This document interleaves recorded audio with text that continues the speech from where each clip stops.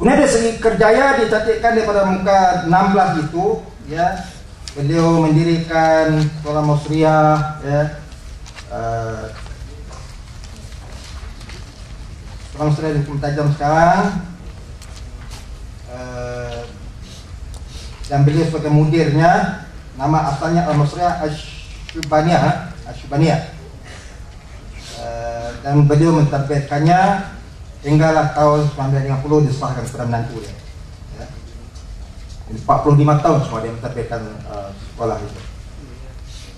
Madrasah ini seperti mana muka 7, madrasah itu mulanya hanya menyediakan pelajaran di peringkat rendah, tapi akhirnya dia menawarkan juga peringkat sanawi, peringkat menengah yang dimulakan kemudiannya. Murid-murid yang berjaya dari madrasah itu disalurkan masuk ke Universiti Timur Tengah, termasuk Azhar sendiri. Ya. Kemudian kita pergi ke surat 8 pula, di atas itu berikut berkat kesabaran. Ya. Haji Saleh menempuh berbagai cabarannya banyak, menyebabkan madrasah tersebut berkembang semakin pesat hingga bertambahnya para murid, bukan saja dari tanah Melayu ini di Semenanjung, tapi juga dari Thailand, Indonesia, Singapura, Brunei, Kamboja, Laos, ya, dan segenap pelosok rantau Melayu ini. Muka surat seterusnya, muka 9, jantung pasta, ya, mulai melancarkan pungutan derma untuk membesarkan lagi sekolah. Setelah madrasah itu diperbesarkan, maka bilangan murid pun bertambah, ya, daripada berbagai negeri, Kedah, Perak, Negeri Sembilan dan lain-lain. Pada tahun 1937 dianggarkan terdapat 500 buah pondok-pondok yang didirikan setelah di madrasah dengan penuntutnya seramai hampir 1000 orang. Di antara tahun 1939 sampai 1941 terdapat kira-kira 800 buah pondok dan penuntut lebih 1000 orang.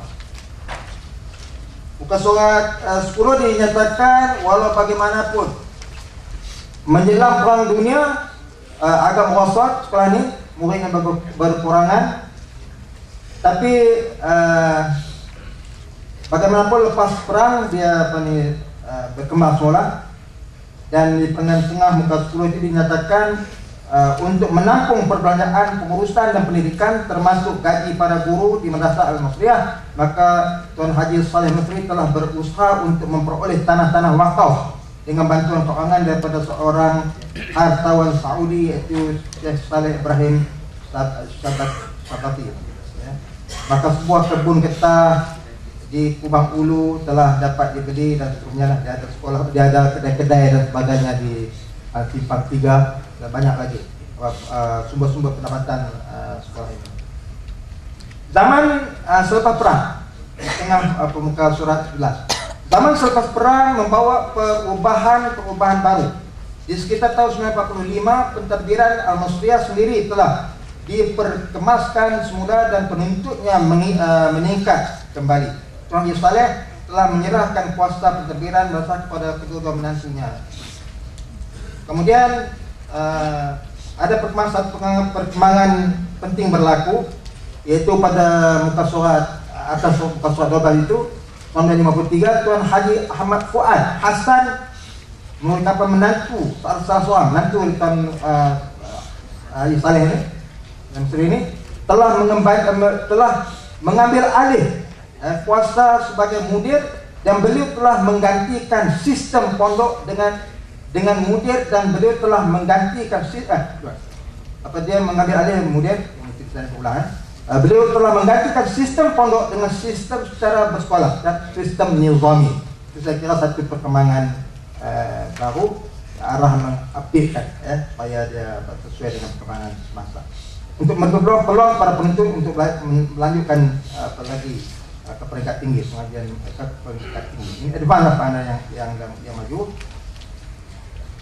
Kemudian di bawah itu 1961 2 buah bangunan baru telah didirikan. Kemudian macam sekolah-sekolah agama yang lain juga, pada peringkat akhir tahun 1960 dan awal 70-an Madrasah Al-Musriah telah menerima saingan yang hebat daripada sistem pelajaran kebangsaan. Muka seterusnya 13, mulai tahun 1950 kerana usia yang semakin lanjut,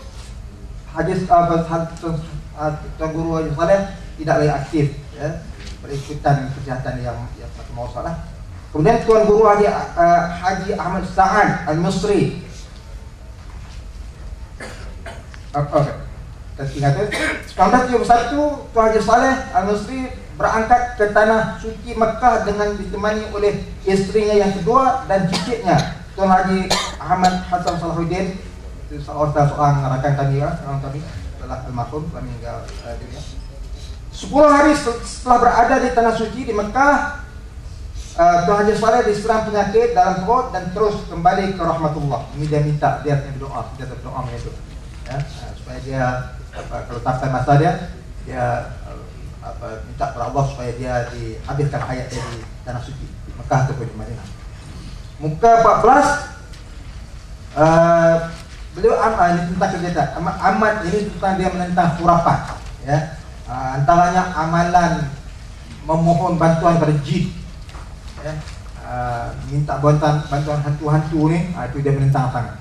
Zaman dia lah, zaman kita muka khurafat dah kalim lah, kita ada menghadapi cabaran yang lain, termasuk khurafat itu semakin ditinggalkan. Tapi tuan-tuan kena ingat juga, orang tinggal khurafat ni bukan maknanya dia kuat agama, ya. Kadang-kadang dia tidak percaya kepada perkara yang tidak immaterial world ni satu perjalanan, ya. Bila dia tolak khurafat, agama pun dia tolak, ya. Itu kita kena ingat, kadang-kadang berlaku dalam masyarakat kita.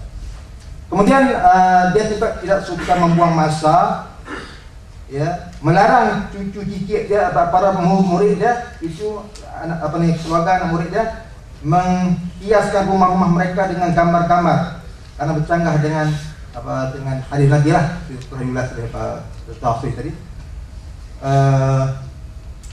Kemudian muka 16 itu dinyatakan dia suka membantu masyarakat, ya. Sehingga satu masa dalam kedudukan dia pun dia membenarkan pekarangan sekolah Musriah itu dimasuki oleh ditumbang oleh masyarakat supaya mengelak daripada kekejaman itu. Kemudian pendirian politik ini kena ulangi. Pendirian politik ini, ya, Tuan Haji Saleh tidak melibatkan dirinya dalam politik kepartian. Walau bagaimanapun beliau tidak melarang siapa untuk melibatkan diri dalam parti politik. Misalnya beliau tidak melarang bekas muridnya Haji Ismail Hamzah yang pernah menyandang jawatan Mufti Perak